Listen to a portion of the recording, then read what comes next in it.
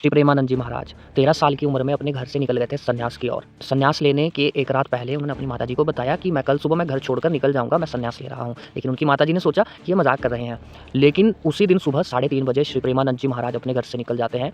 15 kilometre दूर पहुँचने के बाद वो एक शिव मंदिर में पहुँचते हैं। लगभग दोपहर के 12 बजे थे और प्रेमानंद महाराज जी को भूख भी लगी थी और घर की याद आ रही थी कि घर में तो माताजी भोजन पवा देती थी, बना देती थी, लेकिन यहाँ कौन भोजन देगा। लेकिन उनको दृढ़ विश्वास था कि भोलेनाथ है, ईश्वर है, भगवान है हमारे साथ, हमें चिंता की कोई बात नहीं है।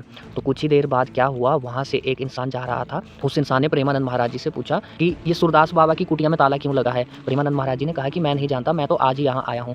तो उस इंसान ने प्रेमानंद महाराज जी को दही पकड़ा दिया। कहते बाबा तो यहाँ नहीं है, लेकिन तुम इस दही को पी लो। जैसे ही उस इंसान ने महाराज जी को दही दिया, महाराज जी को पूरा विश्वास हो गया कि अब कहीं भागने की ज़रूरत नहीं है, अब घर से निकल गए हैं तो सिर्फ भगवत प्राप्ति करनी है और कुछ भी नहीं। महाराज जी को दृढ़ विश्वास हो गया कि भगवान उनके साथ है और प्रेमानंद जी महाराज उसके बाद शिवलिंग से लिपट कर बहुत रोए। तो सोचो 13 साल की उम्र में भागे हुए घर से प्रेमानंद जी महाराज आज की तारीख में कितने लोगों का जीवन परिवर्तन कर रहे हैं, कितने लोगों का जीवन परिवर्तन हो चुका है।